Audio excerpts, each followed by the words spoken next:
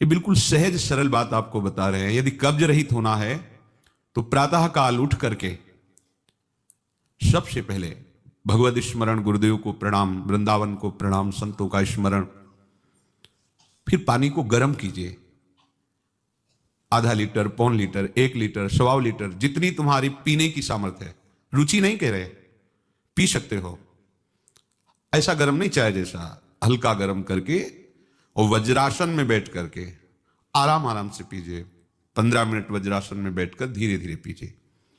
थोड़ा टहलिए उस पानी पीने के बाद, फिर सो जाइए। आप अगर 1-2 दिन की बात हो तो आप कि चलो हमें वहां लघुशंका जाना पड़ेगा, पानी नहीं पीते हैं, तो आप बीमार हो जाएंगे। आंतों को जरूरत है मल रहित होने की। नहीं, वो इतनी हीट पैदा करेंगे कि आपके गुदाद्वार में रोग हो जाएगा, आपको गैस बनने लगेगी, एसिडिटी, आपको कई परेशानियां आ जाएंगी। फिर आप भजन क्या करेंगे, सत्संग क्या सुनेंगे? साधु की, उपासक की, साधक की एक दिनचर्या होती है।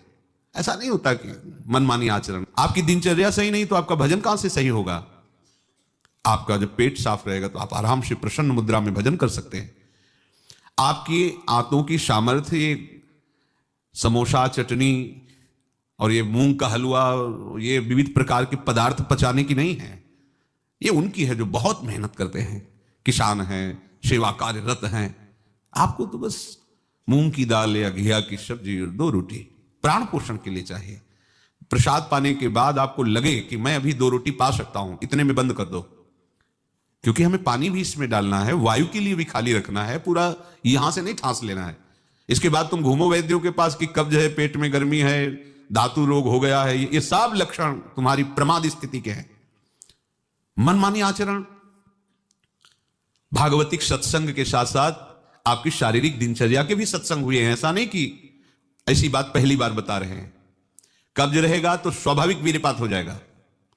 आप गलती के आचरण करेंगे तो नस नाड़ियां इतनी शिथिल हो जाएंगी कि बिना किसी प्रयास के वीर्यपात हो जाएगा। नाना प्रकार की मन की जो वृत्तियां हैं उनको रोकने के लिए पहले हमें थोड़ा शरीर को स्वस्थ रखना है। स्वस्थ रखने का मतलब चर्बी बढ़ाना नहीं है। हल्का भोजन, साधक हुआ, प्रभु के भोग में सब कुछ बन रहा है, वो पा रहे हैं, उनकी महिमा है। हम इतना ले लेते हैं, प्रसाद भी हो गया, अपना जीवन यापन करते हुए भजन कर रहे हैं। कम भोजन, बिल्कुल कम नहीं, पर कम भोजन, ये हमारी आध्यात्मिक शक्ति को बढ़ाता है। अधिक भोजन, सात्विक हो तो भी तमोगुण बन जाता है। दूध सात्विक है, आप थोड़ा लेंगे सतोगुण प्रकट करेगा, और आप अधिक मात्रा में ले लेंगे, वही सतोगुण बढ़ाने वाला तमोगुण बढ़ा देगा, प्रमाद स्थिति ला देगा। पेट साफ नहीं हुआ और डालते चले जा रहे हो तो क्या होगा? आंतों में वो जलन, ताप ऐसा पैदा होगा कि प्लास्टिक की तरह खड़ा हो जाएगा मल, और वही आपके फिर गुदाद्वार रोग और भी कई तरह के रोग। आप समझते नहीं। अरे भजन करने के लिए हमें जो अध्यात्म में चलना है, हमारी ये शरीर रूपी गाड़ी स्वस्थ होनी चाहिए। प्रारब्ध वशात अचानक कोई भयानक रोग आता है, वो हमें प्रभु सामर्थ्य देते हैं, नाम भगवान सामर्थ्य देते हैं, हम जिनका जप कर रहे हैं। लेकिन हम प्रमाद स्थिति में, तुम इनको पदार्थों को अच्छा समझते हो क्या? प्राण पोषण के लिए केवल जरूरत है, और ऐसा मत समझे कि अच्छे पदार्थ खा, काहे को तुम मन की चक्कर में फंस रहे हो। संयम से चलो। पेट नहीं साफ हुआ, भोजन नहीं पाना मत। खीरा ले लिया, मूली ले ली, हम चला ले, एक बार दोपहर में पा ले 2 खीरा 2 मूली, बस शांत, प्राण पोषण के लिए हो गया, अपने आप साफ हो जाएगा। सुबह जब पानी पियोगे एकदम साफ हो जाएगा। नहीं, भजन कहां है? कहां है वो वृत्ति जिससे हमें श्यामा श्याम के सुख वाला बनना है? बस यही दुख में घूमते रहो। फिर शाम के बना, दोपहर के बना, सुबह बना, फिर भी तृप्ति नहीं होगी। मान लो मेरी बात, ये माया की चाल है। साधु अपने शरीर पर शासन करता है, इंद्रियों पर शासन करता है। शरीर को जितनी आवश्यकता बस उतना कठोर बनो, इस बात के लिए, अपने लिए कठोर बनो, दूसरे की पवाने के लिए नहीं। दूसरा तो भगवत स्वरूप मान, अपने लिए। हर साधक अपने लिए शासन रखे। पहले से देख लो, एक दिन पाके देख लो, मेरा 4 रोटी से काम चल जाएगा, बाल भोग की जरूरत नहीं। मत पाओ। जब आपका पेट साफ नहीं तो बाल भोग रुकेगा नहीं, राजभोग रुकेगा नहीं, क्योंकि बर्बाद ना हो जाए ना, वो शयन भोग रुकेगा नहीं। अब वो फूलता चला जा रहा है, क्रम से मल की परत पे परत जमती चली जा रही। आप इनको समझिए। अभी आप परमार्थ के मार्ग में चले हो, आपको बहुत जरूरी शरीर को हल्का और स्वस्थ रखना। नहीं, आपसे भजन नहीं हो पाएगा। ये एक दिन का विषय नहीं कि आप सत्संग में आके बैठ गए हो गया। आपको नित्य सत्संग करना है, आपको नित्य वाणी पाठ करना है, आपको नित्य भजन करना है। आपकी दिनचर्या, आपका खान पान बिल्कुल संयमित होना चाहिए। देखो, यदि आप गंदी बातें करोगे, गंदी हरकतें करोगे, तो विश्व में कोई ऐसा वैद्य नहीं कि आपको ब्रह्मचारी दवा से बना दे। मान लीजिए, हमारी प्रार्थना मान लीजिए, यदि आपने अंगों को छेड़ा नहीं है तो लिख लो, आपका ब्रह्मचर्य क्षीण नहीं हो सकता। मानसिक चिंतन गंदा, प्रक्रियाएं आपकी गंदी, खान पान आपका ठीक नहीं, तो एक रोक के आप देखते जाना, आपको भजन में रुचि क्या, शरीर को नहीं संभाल पाओगे। मान जाओ मेरी बात, 24 घंटे में प्राण पोषण के लिए 2-4 रोटी काफी है। अरे संतों ने तो कई कई दिन भोजन नहीं मिला है, भजन एक तार चला है। आप भजन के लिए आए, भोजन बट वो क्या भाई, भोजन के लिए थोड़ी आप आए हो, भजन के लिए। सृष्टि में किसी भी पदार्थ की कमी नहीं, माया रचित है, वो ऐसे बढ़ते चले जाएंगे। अपने को एक सीमा रखनी खान पान की। एक नए साधक को देखा कि भोजन पाने के समय एक रस्सी में गांठ बांधे हुए थे इधर और इधर, और जब उसी गांठ से गांठ ऐसे फिट करके बांध लिया भोजन पाने के पहले, बस जहां पाए तो रस्सी टाइट, जहां रस्सी टाइट हुई तो बस छोड़ दिया, भोजन में ही छोड़ दिया ऐसे। फिर कोई कितना भी प्रयास करो नहीं पाते था।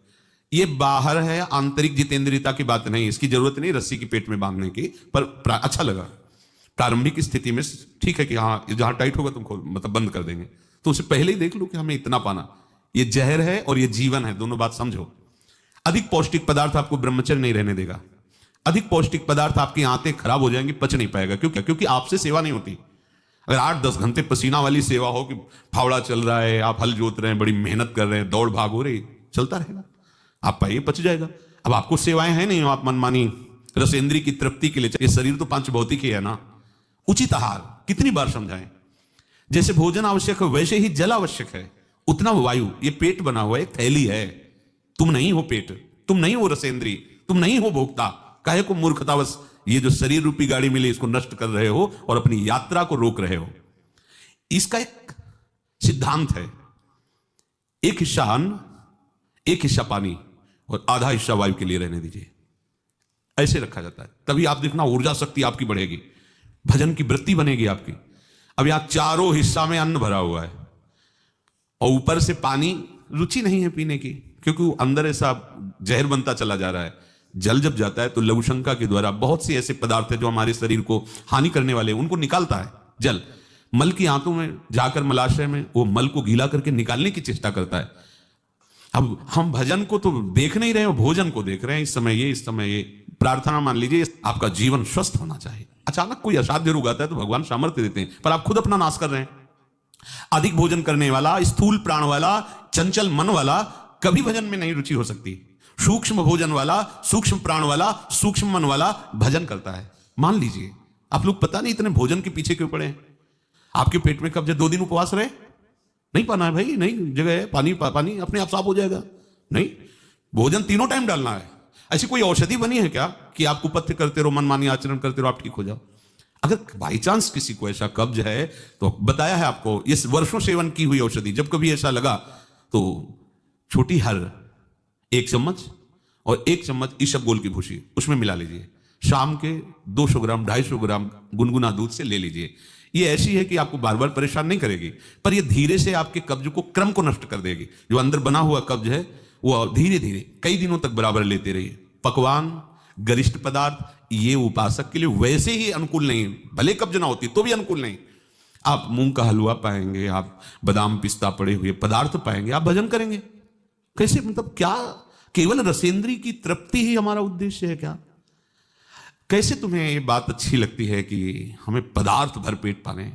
अरे हमें भरपेट भजन करना है। अब वो देखने को नहीं मिलती वो बात जो पुराने साधकों में एक जलन होती है, एक ताप होता है भगवत प्राप्ति के लिए। हर समय भजन के लिए व्याकुल रहता है, उपाय करता रहता है, नई नई युक्तियां सोचता है भजन के लिए। और हम नई नई युक्तियां सोचते हैं भोजन के लिए। आज ये कब तक खाते रहोगे? शरीर को कब तक पोषित करते रहोगे? मरेगा, नष्ट होगा। जिस काम के लिए है वो काम बना लो। ये तुम्हारा शरीर नहीं है, तुम शरीर नहीं हो, ये नष्ट होगा। मान लीजिए आप यदि गलत क्रिया नहीं कर रहे हैं और आपका पेट साफ है तो विश्वास मानो ये ब्रह्मचर्य वो चीज नहीं कि स्वाभाविक नष्ट होती जाए। जिनको ये है कि होती है, तो यदि 8 दिन में आपने नष्ट किया है और अब आप रोकना चाहते हैं तो वर्षों आप नहीं रोक सकते। वो 8 दिन 10 दिन के अंतर्गत नष्ट होगा, स्वाभाविक नष्ट होगा। अगर आप छेड़ेंगे नहीं तो धीरे धीरे अंतराय बनता चला जाएगा, एक दिन आप ब्रह्मचारी हो जाएंगे। अगर आप कोई ऐसी गलत क्रिया करते हैं, गलत आहार करते हैं, तो ही ऐसा है। नहीं, ये कोई ऐसी नहीं कि स्वाभाविक प्रवाहित होता रहे, ऐसा नहीं। ये आपकी गलती का परिणाम है। आपने बहुत ही गलत कार्य किए, अपने ऊपर गलत किया, इसीलिए आपकी ये दुर्दशा है कि आपकी धातु जाते। ये धातु रोग जाते किनको होते हैं? विषयी पुरुष को, पामरों को, जो नीच प्रकृति से नीच क्रियाएं करते हैं। ऐसे ये धातु कोई ऐसी चीज थोड़ी कि स्वाभाविक निकल जाती है, ऐसा नहीं है।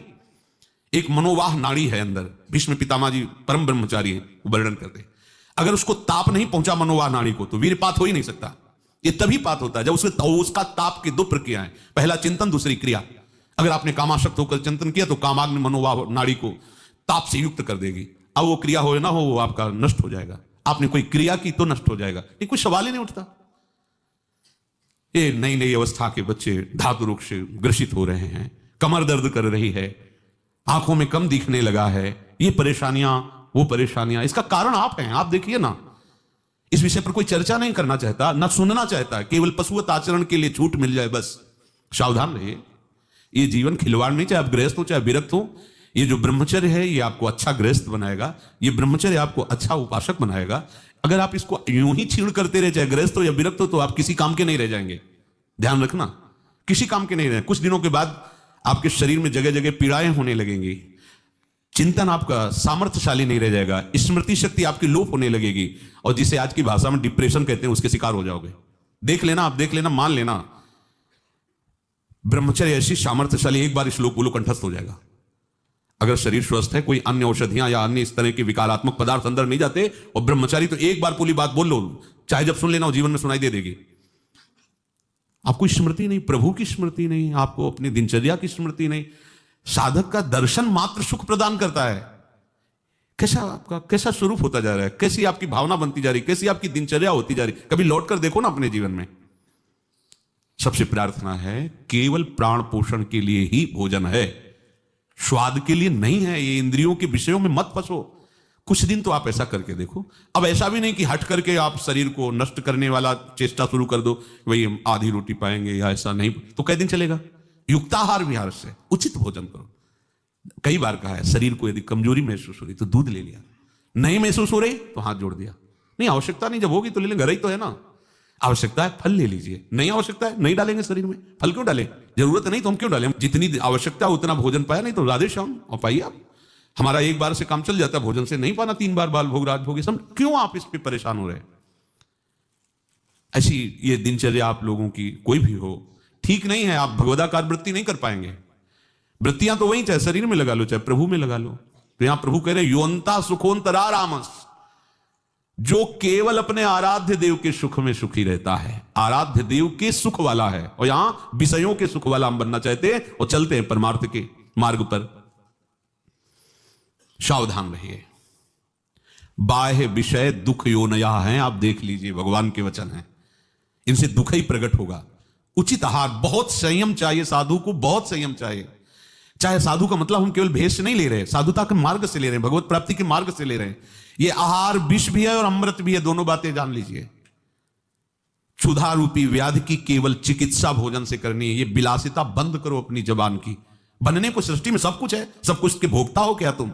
ऐसे श्री जी की रसोई में सब कुछ बन रहा है, तुम सबके भोक्ता हो क्या? प्रसाद में वो देखा जो हमारी आते पचा सकती, थोड़ा डालो, रात दिन भजन में रहो। जो अधिक भोजन करने वाला है वो मानसिक निरंतर नाम जप नहीं कर सकता, पक्का नहीं कर सकता। बातें बनाने से नहीं होती, जब मार्ग में चला जाता है तब पता चलता है। अगर आप अभी सावधान नहीं हुए तो आगे चलकर आपका शरीर और गिरेगा अवस्थागत, और भी रोग आ सकते हैं। फिर आप क्या करेंगे? मन प्रभु में नहीं लगाए तो फिर आप क्या करेंगे? गया ना जीवन। हमें वर्तमान में अपनी साधना का फल देखना है। आगे भगवत प्राप्ति होगी, प्रेम में डूबेंगे, वो प्रभु जाने। हमें वर्तमान में ये फल देखना है कि मेरा हर समय भजन होता है कि नहीं होता। जो उपासक केवल भगवत सुख में मगन रहता है, हमारा सबसे बड़ा साधन का फल है स्मृति। निरंतर हमारा चिंतन, चेष्टाएं, मनन, कथन, श्रवण मेरे प्रभु का ही होता है कि नहीं। प्रमाद स्थिति वाला कर सकता है। पेट बढ़ता चला जा रहा है, चर्बी शरीर की बढ़ रही, उठने झुकने में परेशानी, भजन करोगे? ये ऐसा क्यों हो रहा है? बिना आहार के हो रहा है क्या?